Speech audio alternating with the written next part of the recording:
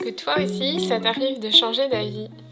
Moi, en tout cas, ça m'arrive tout le temps de changer d'avis, même ne serait-ce que pour une vidéo comme ça, où en fait, de base, là, je pensais poster une vidéo cinématographique, plus ou moins, dans la même lignée que celle que j'ai postée la semaine passée.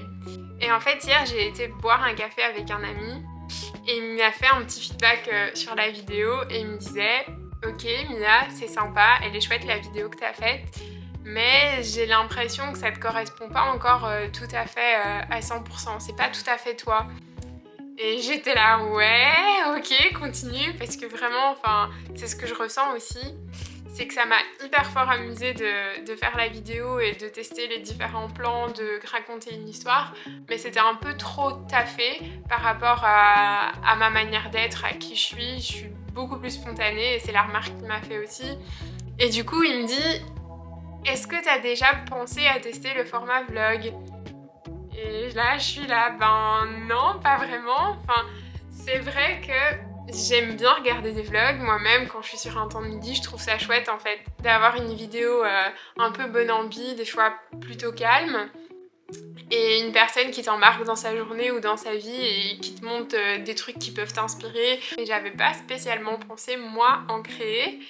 Et le fait qu'il me dise ça, bah, c'est pas tombé dans l'oreille d'une sourde. Je me dis, ok, autant tester en fait. Et de base, pour moi, tester un truc, c'est en ce moment, surtout pour créer, je prends beaucoup de temps à réfléchir et essayer de créer un processus. Et là, je me suis dit, go, c'est tout, on prend la caméra. Un vlog, je pense juste, ça se filme. Donc, on va prendre la caméra et on va filmer. Et on verra ce qui se crée.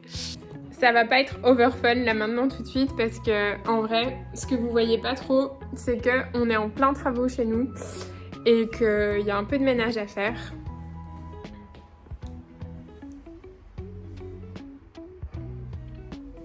Juste un peu. Vraiment juste un peu.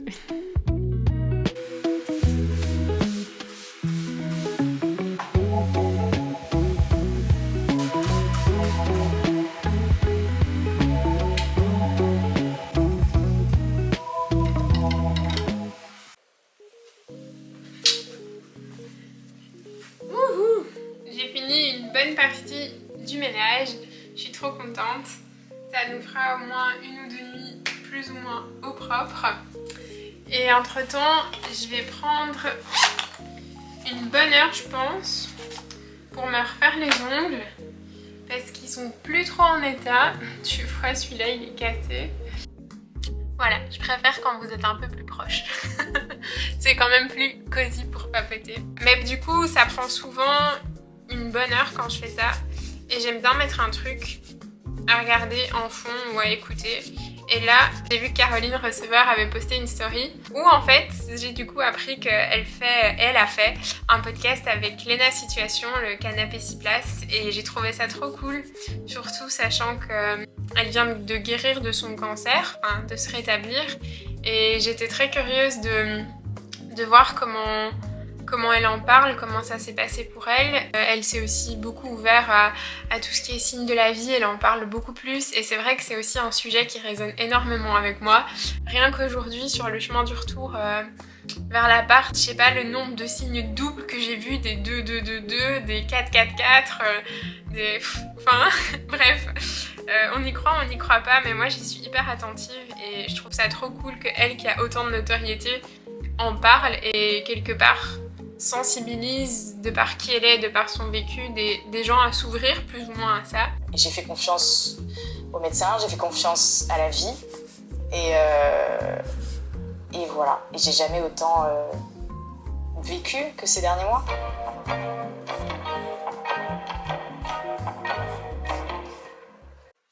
Les gars, j'en reviens pas, je viens de filmer une séquence et en fait je me suis rendu compte que ça a rien filmé du tout. Bref, je recommence. Je disais juste tout à l'heure que je voyais full signe sur le chemin du retour, les 2, 2, 2, les 4, 4, 4. Et apparemment ça signifie que... Bref, on y croit pas, mais c'est aie confiance en la vie. Tu es guidé, tu es protégé, aie confiance, les choses se passent de la manière dont elles se passent et c'est juste, le timing est juste, genre juste aie confiance, avance, fais et... T'inquiète, c'est guidé, c'est protégé, t'es au bon endroit au bon moment. Juste continue et aie putain de confiance. Et c'est vrai que sur le moment, quand je regarde ça tout à l'heure, je suis là, ok, ça résonne beaucoup en moi parce que c'est vrai que ces derniers jours, moi, j'en ai pas énormément parlé encore de manière publique et je le ferai petit à petit avec le temps parce que je suis encore en train de gérer ces émotions, ce vécu, etc. Mais bref, j'ai arrêté toutes mes activités pro et j'ai arrêté parce que je ressentais le besoin en fait d'arrêter. C'était devenu hyper genre prenant à l'intérieur de moi dans le sens où je sais pas d'où c'est sorti aussi fort, mais presque du jour au lendemain j'ai ressenti le besoin de tout arrêter et c'est ouf en fait parce que même Caroline en parle de manière aussi forte dans son témoignage. C'est ouf quand ça te vient et t'es juste là, non en fait je sens que c'est autre chose que je dois faire et je sais pas exactement ce que c'est mais je sens que autre chose m'appelle et j'ai besoin d'arrêter, j'ai besoin d'écouter ça et j'ai besoin de laisser une chance à ce que ce truc qui est en train de m'animer prenne forme. Et je sens depuis un très long moment que ce qui m'anime, c'est de prendre ces outils en main et de juste m'exprimer le plus sincèrement et authentiquement possible. Je suis en chemin, je cherche mon process et tout. Mais du coup, c'est vraiment pas évident au quotidien de te dire je rentre dans quelque chose de tout à fait nouveau où je sais pas vraiment ce que je fais. Concrètement, je vis sur mes économies en ce moment.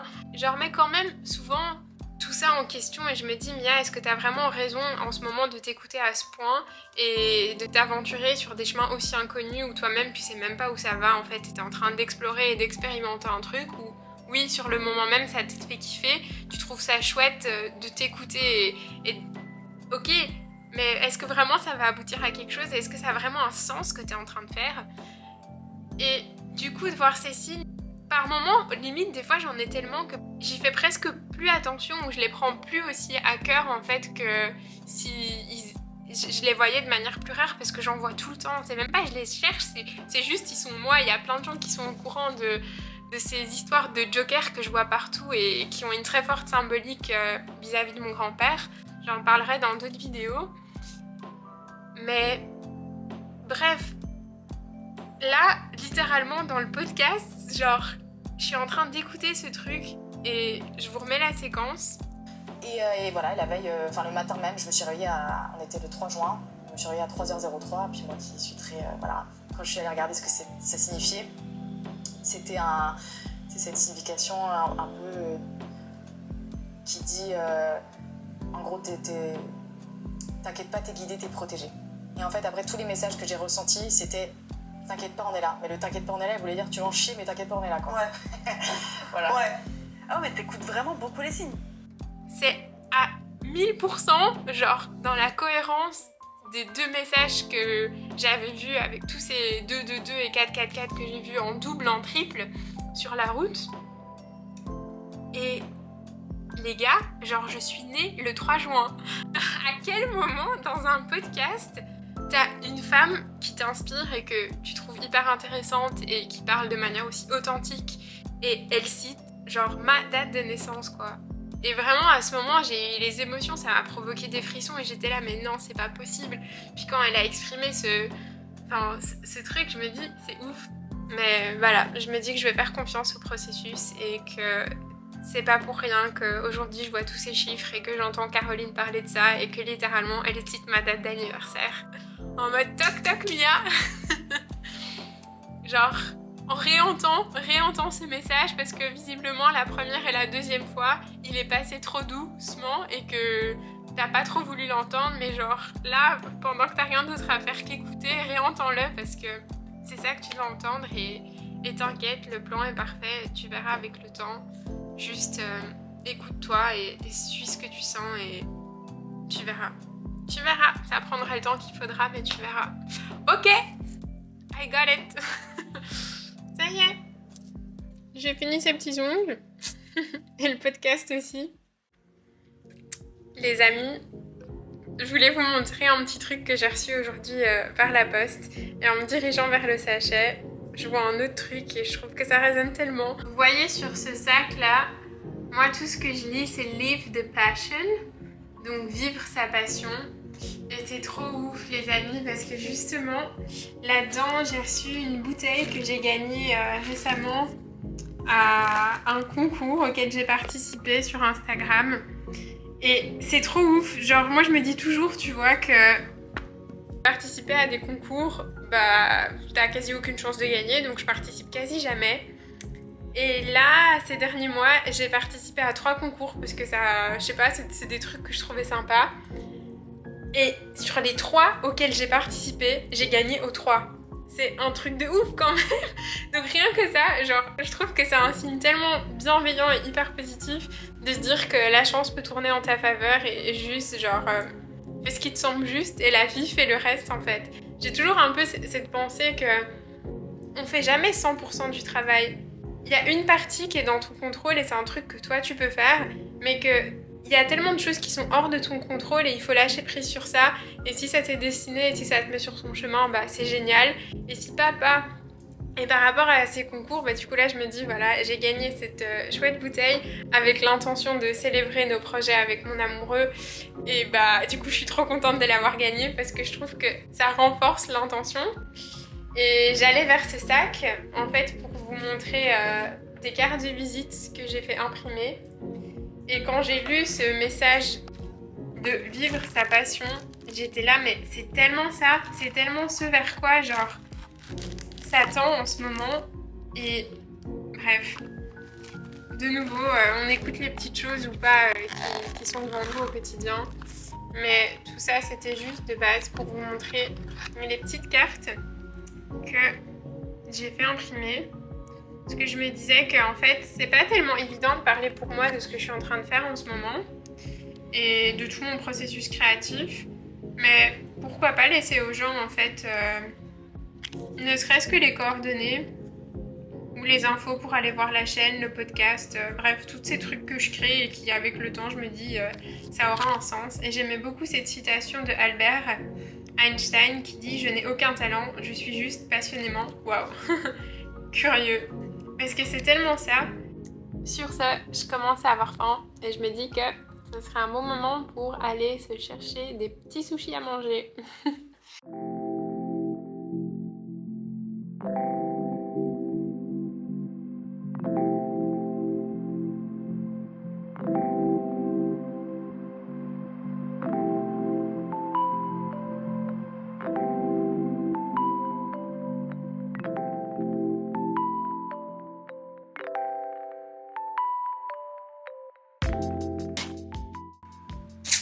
J'ai trop hâte de manger ça. J'aime trop les sushis. Et en chemin, chercher cette dinguerie. J'étais en train de réfléchir à un truc en fait, c'est que... Ah putain, ils se sont trompés de commande. C'est pas du tout les bons sushis, il y a du poulet. Ah, c'est pas du tout ma commande les gars. J'aurais jamais pris ça. Il y a clairement du poulet. Il n'y a aucun saumon. C'est quoi ce truc? Ah, je sais pas ce qu'ils m'ont fait les gens. Bon là je vous avoue, je suis un peu deg. Ah, ça m'est jamais arrivé qu'ils se trompent de commande comme ça. Trop bizarre. Bref, j'allais justement raconter un truc sur le fait de faire confiance au processus, donc je vais faire confiance que ça va être bon. Bref, c'est que là dans la semaine j'ai été voir un film sur Maurice Ravel qui s'appelle Boléro, il est encore au cinéma pour ceux que ça intéresse. Et ce que j'ai trouvé hyper inspirant dans le film, c'est qu'une des femmes qui est la plus proche de lui dit à un moment où il a une commande pour une musique de ballet de Ida Rubinstein. Il a quelques semaines avant la date limite, mais il a toujours rien écrit le gars quoi. Et donc il commence un peu à stresser, à se dire mais genre il perd un peu espoir quoi. Il se dit que ça sort pas, il n'arrive pas à trouver le rythme, la musique, le truc, et il doit faire 17 minutes de musique pour ce ballet. Et son ami lui dit tu n'as pas assez confiance en la vie Maurice, ose, on dit mieux quand on ose. Et ça m'a tellement touchée ce qu'elle a dit et je pense que je sais pas si c'est exactement ces mots qu'elle a utilisés, bref c'est pas un... C'est un film quoi, mais on voit que dans le processus qui va amener à la création du boléro par Ravel, c'est que je me dis quelque part que ces paroles, ou en tout cas cet état d'esprit de oser, faire confiance, va quelque part l'amener à créer cette œuvre qui est emblématique. Et j'adore cette notion de faire confiance en la vie, parce que c'est quelque part ça, en fait, c'est toute cette contrainte et tous ces blocages et ces moments où on a l'impression qu'il n'y a rien qui se passe, qu'en fait il se passe plein de choses, et juste y être attentif et faire confiance à ce processus. Ravel, en fait, il va s'asseoir sur son piano et il va commencer à composer quelques notes. Il se dit ok, il faut que j'y aille. À un moment, il se laisse dans un flow et il crée une petite mélodie qui semble assez sympa, qui en tout cas lui reste dans la tête et qui le marque. Et il se dit ok, c'est cool. Là, j'ai genre 50, 60 secondes, genre 1 minute de musique, mais il m'en faut 17 quoi. Genre le gars, il lui reste quelques semaines et il se dit c'est impossible que, même si je travaille tous les jours et que je m'acharne tous les jours, c'est impossible que je crée 17 minutes de musique incroyable comme ça quoi. Mais là il se dit, et je trouve ça génial, cette confiance au processus, c'est que il se dit, bonne ou mauvaise idée, je sais pas, mais je vais dupliquer cette mélodie, cette musique de 1 minute 17 fois. Et c'est comme ça qu'est né le boléro. C'est-à-dire que c'est la même musique, la même mélodie qui se répète en crescendo 17 fois et qui en fait, avec cette répétition, crée un peu comme une hypnose qui t'envoûte. Et avec ce crescendo, cette montée en intensité, tu ressens la musique à chaque fois un peu plus fort et elle crée une émotion en chacun de nous. C'est ouf parce que d'une situation où il se sentait nul, où il se sentait incapable de créer, il pensait pas qu'il allait aboutir à quelque chose de bien, et il était complètement genre pris au dépourvu, bah en fait il va créer une de ses œuvres les plus emblématiques. Il faut savoir que cette musique est encore écoutée aujourd'hui dans le monde entier toutes les 15 minutes. Je sais pas, j'aime juste bien cette anecdote et ce que je retiens de ce film. Vraiment ce côté fais confiance, fais confiance, fais confiance. Et du coup je me le répète, ok, fais confiance, fais confiance. Fais confiance Mia. Fais confiance aussi. Faisons confiance. C'est que il y a une raison qu'on comprend pas toujours. Et en fait, il y a tellement de situations dans ma vie où quand j'y repense, avec du recul, je me dis c'est tellement juste la manière dont ça s'est déroulé, au timing, à la minute, genre tout à 1 millième près, tout était exactement parfait. Et donc, à chaque fois que je perds un peu confiance, je me rappelle ça et maintenant, je vais me rappeler aussi cette anecdote de Maurice Ravel avec le boléro. Et vraiment, si vous n'avez pas encore vu le film, je le trouve très chouette, donc allez au ciné. Sur ce, moi je m'apprête à manger les fameux sushis, qui sont pas mes sushis, mais voilà.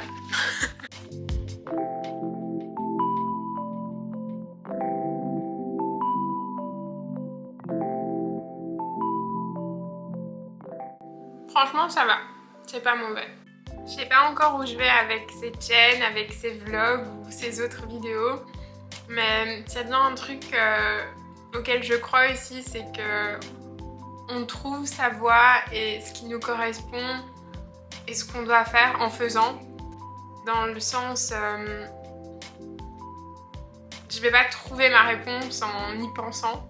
Donc juste, vas-y viens, genre je fais et je continue de faire. Et ben on verra en fait, je pense que les choses se révéleront d'elles-mêmes. Donc je vais continuer de poster par ici, vous verrez peut-être défiler des formats un peu différents à chaque fois.